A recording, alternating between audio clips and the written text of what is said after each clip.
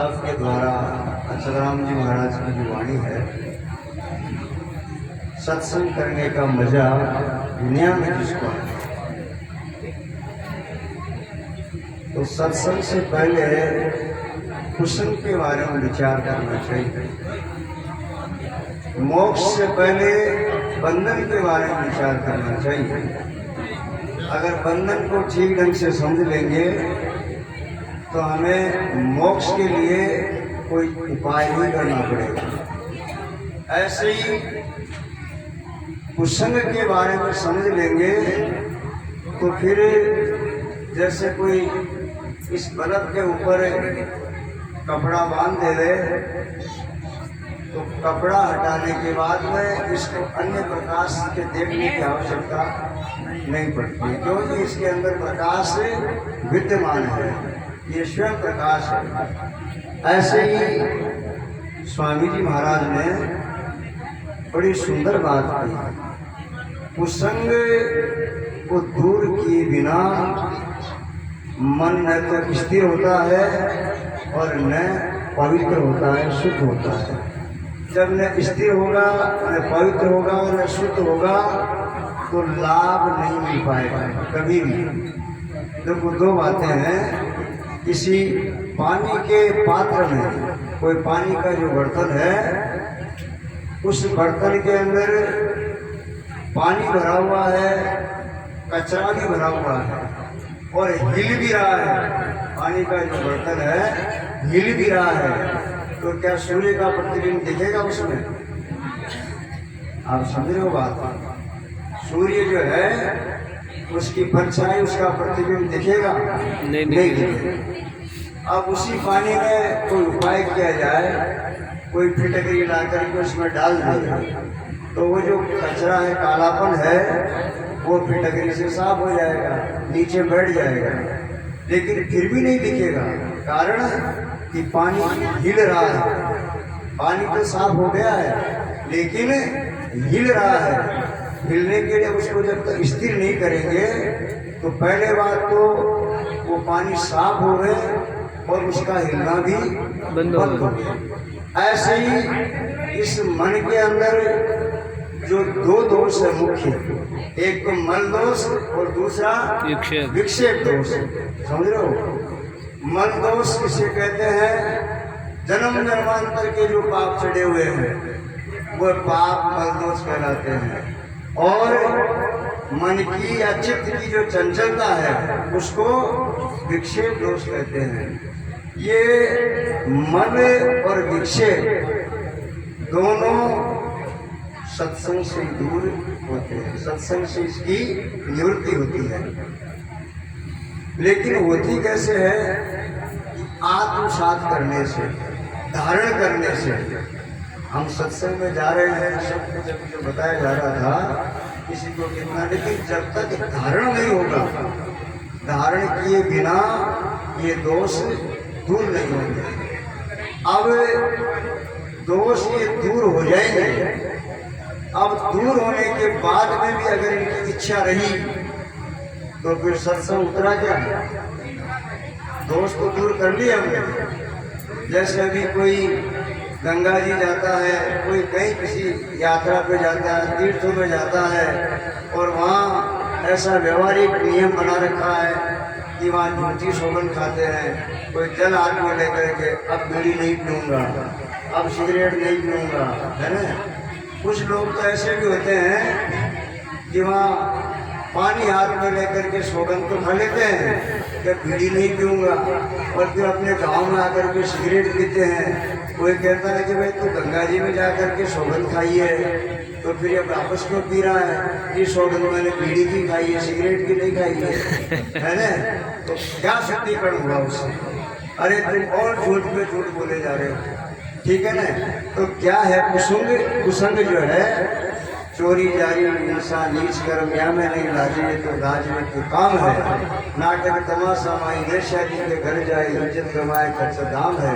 खेल कूद गारी वीर पढ़ना ताई राखी जीते होवे सब राम है। कैद अचल दुष्ट कर्म से न आवे लाज साधु संग के मेरो लाजे बोले नाम स्वामी महाराज कह रहे हैं।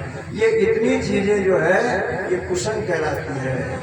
ये कुसंग जो है कुसंग का अभिप्राय है जो मर्यादा से विरुद्ध कर्म है, जो वेद से विरुद्ध कर्म है, जो अपने मन में जिससे शांति नहीं हो ऐसे जो दुष्कर्म है वह सब कुसंग कहलाते हैं। और कुसंग से भी ज्यादा दुर्व्यसन को कहा गया है, दुर्व्यसन से भी ज्यादा व्यसन को कहा गया है। जो बताया गया है जुआ मान शराब वेश्या चोरी वर्णन प्रनार हो इन शब्द वेशों से जो बचा वह सत्संग का फल पा गया। अर्थात कुसंग दूर हो, दुर्व्यसन दूर हो और व्यसन दूर हो। ये जब दूर होंगे तो हमारा अंतःकरण बिल्कुल शुद्ध हो जाएगा। और जब शुद्ध हो जाता है, जिस तेल के अंदर पानी नहीं रहता है, जिस घी के अंदर छाछ की मात्रा नहीं रहती है, उसमें फिर खटपट मिट जाती है। और उसमें कोई भी पकवान बनाते हैं तो बिल्कुल आराम से उस पकवान को बना लिया जाता है। ठीक इसी प्रकार से कुसंग का त्याग जो है वो जब तक नहीं होगा तब तक हम जब तक सत्संग को अंतःकरण में धारण नहीं करेंगे। धारण किस प्रकार से करना है कि एक सत है और दूसरा असत है।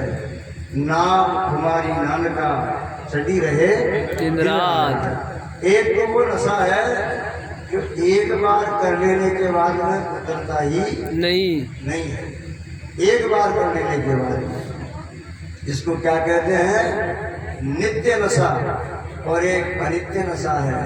ये जितने और व्यवहारिक नशे हैं ये थोड़ी देर तो रहते हैं और फिर इनकी इच्छा होती है, लेकिन वह नशा जो एक बार कर लेने के बाद में उसकी केवल अनुभूति होती है, करना नहीं पड़ता है। ऐसा नशा क्या है कि अपने आत्मा का चिंतन, अपने सत्य स्वरूप का चिंतन, अपने परमानंद स्वरूप का चिंतन या अपने ज्ञान का रंग या अपनी आत्म मस्ती, इसके अलावा और जितने नशे हैं वो सब कल्पित हैं।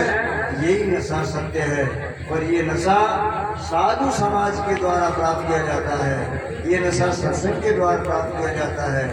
तो क्या है नशा? अपने अंदर ही विद्यमान है। आप बुला आपके बजो आपके आप, जिसको तू ढूंढत फिरे सो तू आप ही आप। वो कहीं गया नहीं है, कहीं छिपा हुआ नहीं है, वो परिपूर्ण है।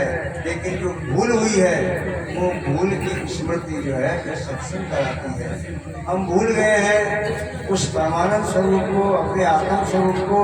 तो संत कह रहे हैं तुम देखो साधो आत्म राम घटमाई, वो अपने अंदर विराजमान है।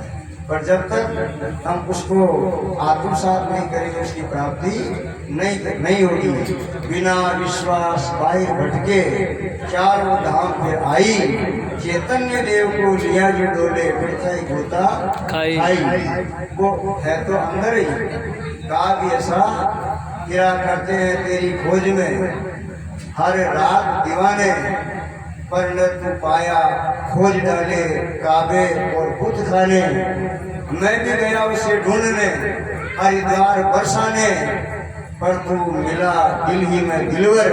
कोई माने न माने सब जगह खोजा लेकिन तू मिला अंदर ही है ही नहीं। यथा पिंडे तथा ब्रह्मांडे, शंकराचार्य भगवान कह रहे हैं। तो अब मिलता कब है? सदगुरु की कृपा से और सत्संग की कृपा से।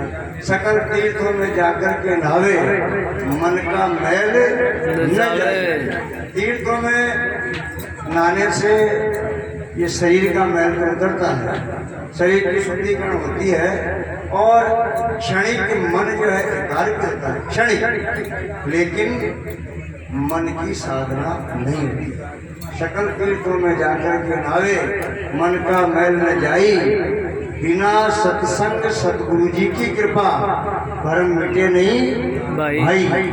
जो भ्रम है कि मैं जन्म रहा हूँ, मैं मर रहा हूँ, मैं सुख दुख को प्राप्त कर रहा हूँ, मैं भूख प्यास को प्राप्त कर रहा हूँ, ये जो भ्रम है, जाति का भ्रम है, कुल का भ्रम है, गोत्र का भ्रम है, इस भ्रम की निवृत्ति बिना सतगुरु कृपा से और सत्संग की कृपा के बिना होती नहीं है।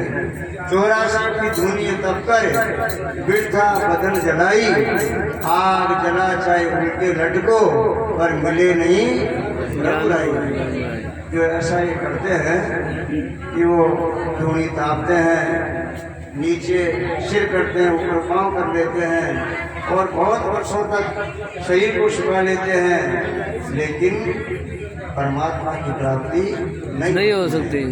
करोड़ उपाय करो बोलते, बिना ज्ञान नहीं पाई, अचल राम प्रभु ज्ञान से मिलता, ऐसे वेद में गाई। अर्थात वो परमात्मा जो है बिना सत्संग के और बिना ज्ञान के प्राप्त नहीं होता नहीं है। क्यों कि आप मान लीजिए किसी व्यक्ति का नाम तो जानते हो, लेकिन उसको खुद को नहीं जानते हो, तो वो आपको नहीं 20 बार मिल जाएगा। क्या मिला क्या? नाम ही जानते हो आप, है ना? मान लो अभी कोई पद के ऊपर प्रतिष्ठित है, उसका आप नाम जान रहे हो, उसको नहीं जानते हो, अब वो 20 बार ही मिल जाए तो आपको क्या क्यों मिलेगा? और जिस दिन आपको ये हो जाए कि जिसका नाम मैं जानता हूँ वो मुझे मिला था वही व्यक्ति है, तो आपको पश्चाताप होगा, अरे मैं तो 20 बार मिल लिया, अगर उनकी जानकारी होती मुझे तो मुझे सब लाभ हो जाता। ऐसे ही जिस परमात्मा का आप नाम जान रहे हैं और सब कुछ जान रहे हैं, लेकिन ज्ञान रूप से आपकी दृष्टि नहीं है, तो आपको कभी भी प्राप्ति नहीं होगी, आपको कल्याण नहीं होगा। इसलिए ज्ञान जो है वो जन्माने का काम करता है, अपने आत्म स्वरूप को प्राप्त करवाने का काम करता है, और इस आत्म स्वरूप को जाने बिना, इसको प्राप्त किए बिना ये जन्म मरण का जो चक्र है ये कभी भी समाप्त नहीं होता है। शरीर सबका छूटता है, वो चाहे देवादिक हो, चाहे पशु पक्षी हो, राजा महाराजा हो, शरीर तो सबका छूटता है, लेकिन एक वह व्यक्ति है जो शरीर को छोड़ने पे ये मान लेता है कि मैं भी शरीर के साथ मर जाता हूँ। एक वह व्यक्ति है जो ये जान लेता है कि केवल शरीर का ही नाश होता है। हम व्यवहार में कहते हैं फला व्यक्ति का देहांत हो गया, कहते हैं ऐसा, बिल्कुल, तो देहांत हुआ है, अर्थात देह का अंत हुआ है, आत्मा का अंत नहीं हुआ। आत्मा ज्योति को परिपूर्ण है। उस व्यक्ति को, उस सज्जन को, उस जिज्ञासु को ये बोध हो जाता है कि शरीर जन्मता मरता है, मन में सुख दुख होता है, प्राण को भूख प्यास लगती है, लेकिन मैं आत्मा रूप शेष हूँ, न मेरा कोई जन्म मरण होता है, न मेरा कोई आवागमन होता है। बस यही ज्ञान का फल है। बोलो सच्चिदानंद भगवान जय हो।